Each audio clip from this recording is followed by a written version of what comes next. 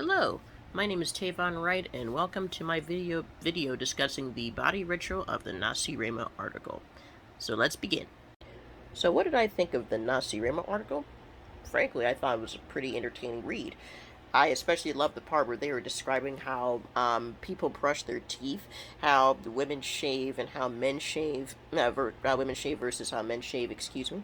Um, and the why people go to the hospital even though they already have this magic powder and everything in their cabinet that's supposed to make them feel better.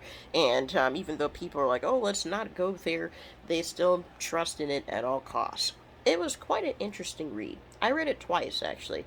One, to really get the sense, the feel of the article, because it started off with a kind of a serious tone, like the guy didn't know what he was getting into, and then I read it again once I fully grasped, okay, well, this, of course, was satire.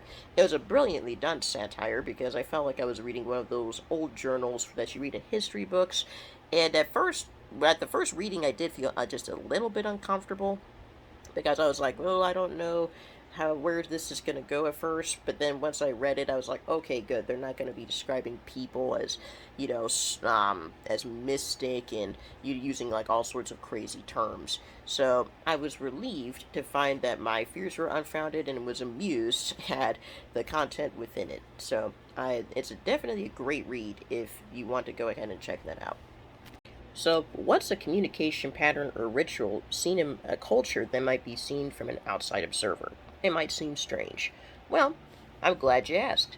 In African American culture specifically, we gesticulate a lot. And a motion that pretty much everybody knows is the dab.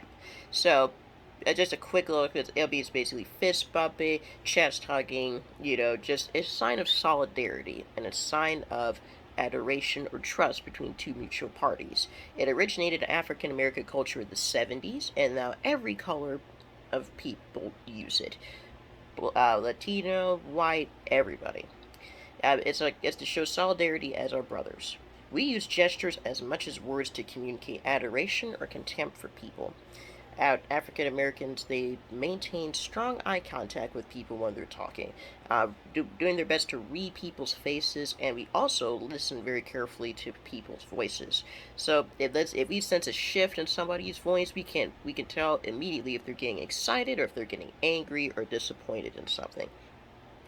African Americans also are not afraid of the proximity between people.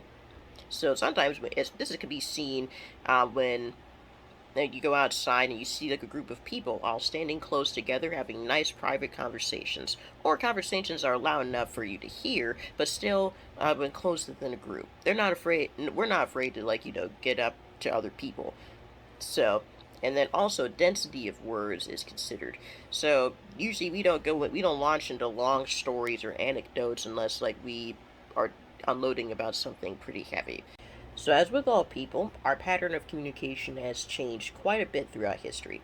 Unfortunately, racism has a part to play in that. Due to racism now being subtle rather than overtly done, we have to black people have mastered the art of switching up ways that we communicate. There are four ways that black people usually can communicate. There's tomming, shucking, passing, and dismissing. Tomming is exactly what it sounds like. Basically, sucking up to people or just being a bootlicker. Basically thinking, well, if I do everything they say and grovel while I do it, they'll finally respect me. They'll get off my back. They'll treat me with respect. It doesn't work. So we highly recommend that you don't do it. Another form of communication is passing.